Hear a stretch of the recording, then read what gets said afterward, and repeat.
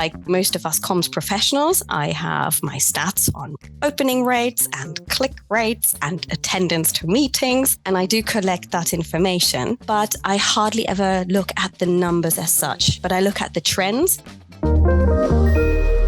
Hello and welcome to Masters of Comms, the podcast for transformative communication techniques straight from the pros. In the next episode, our guest expert will share her recommendations on how to retain the best talent during times of inflation. I'm Lamar Williams, host of Masters of Comms, as well as partnership manager at Sociable. Today, I'm accompanied by our guest from Bip Group, Dani Lindley, director of communications, collaborations, and marketing. Hello, Dani. Welcome to Masters of Comms. Hello, Lamar. Great to be here. So, Dani, would you mind taking a minute to just introduce yourselves to our listeners?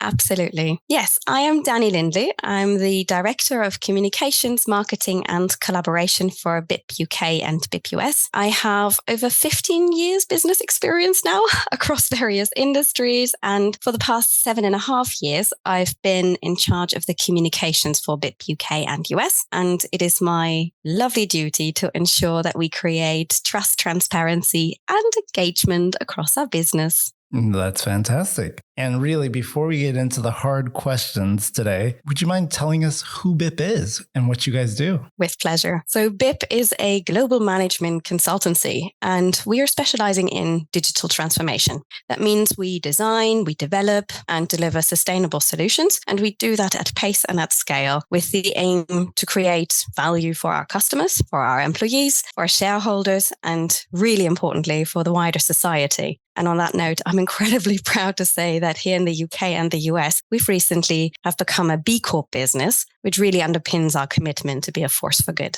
Fantastic. Congratulations. Well, Dani, today we're going to talk about the importance of an internal communication strategy to retain talent through tough times of inflation and global economic change. And what we've seen is that the global economy has been experiencing what I would call a significant shift in its business infrastructures, which is also having an impact on talent. And since COVID, the talent community is more willing to make drastic shifts in their career and pretty much at the drop of a hat. Now, do you share the same feeling? And maybe what were some of the challenges that you faced at Bip Group to retain talent? Yes, I can only echo that, really. The talent market in the consulting sector has always been hot, as we know, but it really started boiling over the last few years, and we felt that. So during COVID, several consultancies had to let people go. We were lucky enough that we didn't have to do that, but now that the other consultancies are rebuilding their talent pools, they're of course hunting for the best talent out there. Now, due to us having, if I may say so, quite outstanding people, we're being targeted heavily. And today, and back in the day, we were working predominantly from home. So that basically means changing employers is changing the laptop you're working on. Close the Bip one today, open consultancy XYZ one tomorrow. Interesting. So could you possibly define the internal communication strategy and techniques that you put in place to help resolve this issue of talent retention? And maybe tell us why you feel or felt that it was necessary to make this strategic communication change at that moment. Yes, let me start with your last question first, why we felt it necessary to make this change. So we needed to make sure that our people continued to feel really connected to us, ensuring that people didn't have this feeling of leaving us as just closing our Bip laptop, right? So we aim to translate our unique and wonderful company culture into the virtual world. To do that, we went into what I call fierce listening mode, and we reacted even more swiftly to the feedback that we picked up from the business. That in turn meant we embraced our culture where trial and error is encouraged. And so we started to experiment. Really exciting. Of course, I have to say, there's much more to it, to retention than just communications. But comms is and was the glue that held it all together. So if I bring that back to the basics, in a nutshell, our strategy was to ensure full transparency and true, open, two-way communications in which we really took people's concerns seriously and reacted with kindness and empathy. To give you an example of an experiment of a perhaps a little bit more innovative comms technique. That was the answer to a request from our people. They wanted a much more direct connection to our most senior business leaders. So we launched Speak with the Management Board. The format initially was met with quite a bit of cynicism, to be honest, and people didn't really believe this was going to land and be a real thing. But soon people did realize the value that it does bring.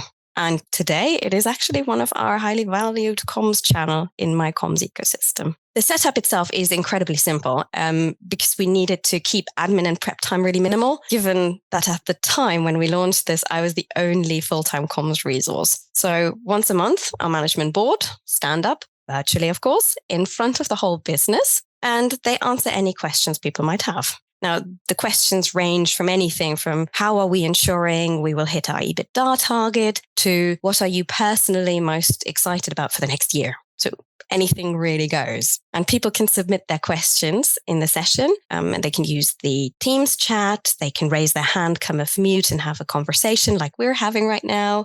Or they can ask them completely anonymously via another platform.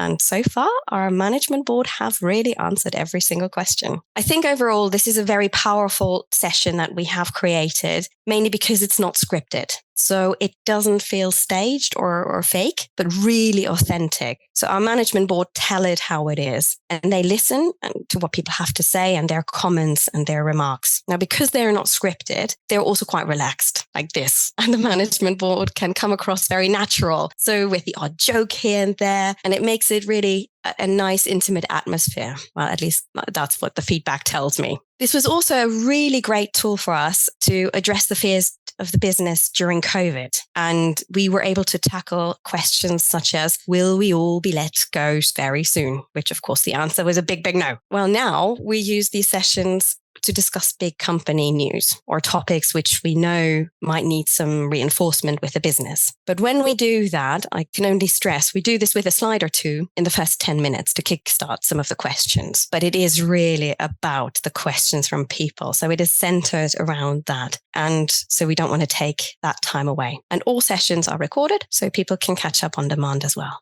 I love the fact that you are centered in on authentic voices. And yes, transparency, I think, is a key factor alongside trust in organizations today. But, it's all about simply how do you do it? So how do you build trust and transparency within your comms and engagement ecosystem, otherwise meaning your employees?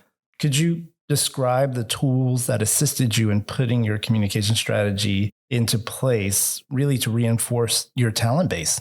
Happy to, absolutely. Maybe a little bit more left field, but at the top of my list is strong leadership advocacy. I know it's strictly speaking not at all, but I think to me, it's the secret sauce. We don't really use a lot of tools, to be honest. We just try to orchestrate them really, really well. So we use Office 365 in the best ways possible to be transparent and to keep our people informed. An example of that, I have coined the phrase breadcrumb information. It basically means that we don't hold back with information until it's all done and dusted, but we actually talk about it from the moment that we start to work on it. And a great example was our rebrand recently in the last year. Not even 24 hours after the decision was made that we are going to rebrand, we actually told our people. Now, at that point, we didn't have a full plan. We didn't have all the details, but we had the goal of becoming Bip UK and Bip US. And that is literally what we said. And we even asked our people to get involved and help us build the details and the plan and how to approach that, which was received really, really well. And it gave our people a sense of ownership. So I guess if you call leadership advocacy and breadcrumbing information, if you can call that tools, then that's what we did. In addition, I also make sure that I really listen to our people carefully when they have suggestions for improvements. I then trial them in the sense of experimenting, and I then give praise openly to the person who ever suggested what we should be changing. That means that people can really see that their voices matter. And if it's something that doesn't work over time, we'll change it again. Nothing is really set in stone for us. And it's on a constant path of improvement, which just means we're keeping true to creating transparency transparency, trust, and engagement. As I said, I'm really lucky that I have a lot of freedom to do these things. And that means our people feel it is worth for them to suggest changes. I mean, if it has to go through a massive approval process and perhaps something changes in 6 months down the line, they would have forgotten that they even raised it and have moved on. An example of an improvement that we made recently was actually our monthly newsletter. So at the end of it, it features all the upcoming events for the next month. And one of our colleagues realized when she looked at it that she didn't have one of the sessions in her diary. Now, she then made use of the feedback form at the end of the newsletter and said, can we please have a link with a form in the section of the upcoming events where people can then say that they don't have an invite. Now, I thought that was a brilliant idea. So the next edition, I added the new form. I put that into a sentence calling out her name, saying, thank you for this great suggestion. And lo and behold, since then, several people have actually used it. So before, we were not really aware that for one reason or another, they didn't have an invite. But now they have a very easy way to get in touch without having to think who best to contact. So it actually brought some of our people to events who would have missed out otherwise. Yeah, I would say these activities such as these inevitably generate more activity from employees. The question is, how do you quantify it? So in addressing ROI, what were some of the key indicators that you established for your internal communication strategy? And how did you measure the impact of those indications or those indicators on retention? That's a really good question. I really wish I could now say by the fact that attrition went down, and that would be fabulous. But I think we all know that comms is really only one factor that plays a role in the very complex KPI of attrition. And B, perhaps due to my work, the attrition wasn't any higher than it would have been. So, we will never really know. So unfortunately, I don't have the secret to make that correlation one-to-one really work. But I do use a whole range of metrics and inputs to gain an understanding of how things land.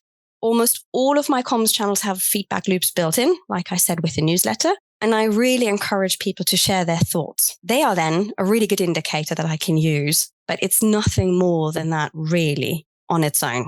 And of course, like most of us comms professionals, I have my stats on opening rates and click rates and attendance to meetings. And I do collect that information, but I hardly ever look at the numbers as such, but I look at the trends and then the other influences that might affect those numbers. Like we know that during August, things are incredibly slow because people are on leave. So we ended up taking a comms break during summer. No all hands meetings, no monthly newsletters, only our weekly update newsletters to ensure that people are in the loop of the most important things and that we do cater to that transparency. I then also ensure that I speak to a lot of people, as I said, in our business, and I do that very regularly to hear from them what they think. This is over a coffee, right? This is not a formal session. This is just a chat. And I make sure that I get any feedback from exit interviews as well that might relate to comms and engagement, so to my work. And then I add all of that richness of information, of stories to my stats and my metrics. And that overall gives me quite a decent picture. And I can see then how trends are moving, in which direction, based on adjusting things which we are changing based on feedback. Coming back to retention, just in December, for example, I received feedback from an exit interview. And that person was leaving and they were actually quite impressed and called that out by our comms and engagement landscape. And they really hoped that we could continue the good work we're doing. And I guess, this goes to show there is just not that one-to-one correlation we can draw from people leaving to communications. But I feel it's really important to understand the trends and hear the voices in order to tell our story over time. Yeah, it's excellent to see that you are really focused in on qualitative feedback. So with all that you've seen, what would be the key recommendations that comms professionals should adopt to retain talent?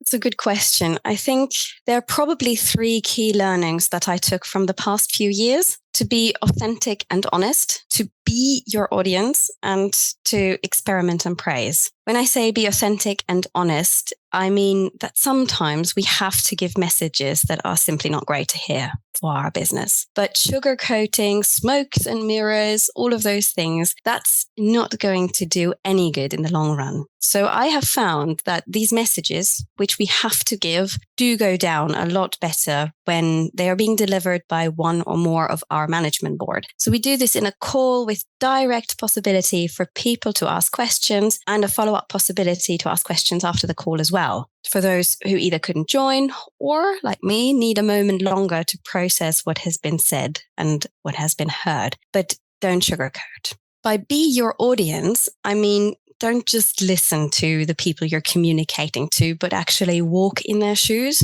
It's very easy for us to focus on the messages, and I do that all the time. We need to get them out the door. They come from leadership and from the business overall, and we do forget what it does feel like on the receiving end. So perhaps think about reaching out to the people in the business you're communicating with and ask them not just to tell you, but actually to take you along on a day in their lives. That makes them feel valued, and let them show you how they access and process messages and information in general. If you keep doing that regularly, rotating through the business and ensuring that people feel valued and heard, and then you praise them when you implement any changes, that has really an impact. Which brings me to the experiment and praise part. So praise improvement suggestions and implementing them directly. I know, this might be more difficult depending on your organization. But I think we all know how important listening is to communications, and getting suggestions from the business is really vital. But we also know it is not always easy to obtain and get that information out of people. So what I found is to show people that it is worth their time. Therefore, implement the suggestions immediately and then shout about it. If there is a new section suggested for your newsletter, then just add the new headline in the next edition, thank the person who suggested it at the end of the paragraph. And then you're basically granting people that instant gratification, which means they will feel heard and valued. And we have a lot of areas where we as communicators can actually do that. So let's cut out on the red tape and make it happen. I think these are probably more general tips and not just to retain talent, but to me, it is all about feeling valued and heard and treated with respect and kindness. An important thing around these tips is also that they don't require a bigger budget. We all know that is really hard to come by. So the points I've talked about, they should be able to be implemented alongside with the things that you're already doing. Fantastic. Words to live by every day. Well, Dani, I would like to ask you one final question that I enjoy asking all of our guest experts of Masters of Comms. Would you mind sharing maybe the title of a book or a film that had a significant impact on you recently, and why?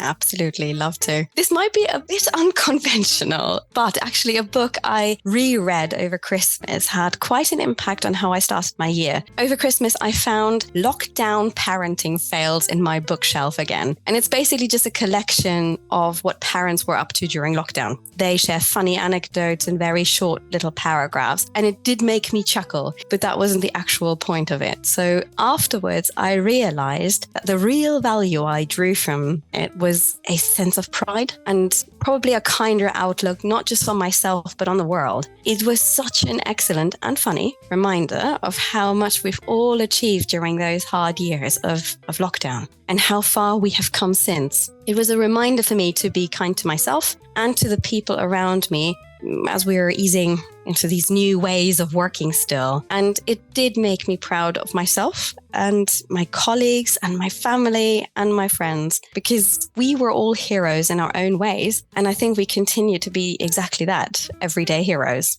That's great. And it sounds like kindness is a keyword that we should take to all our communications teams. Thank you for joining us and responding to all my questions today, Dani. An absolute pleasure. Thank you for having me. This has been Masters of Comms, the podcast for transformative communication techniques straight from the pros. Follow us here to get the next episode. See you soon.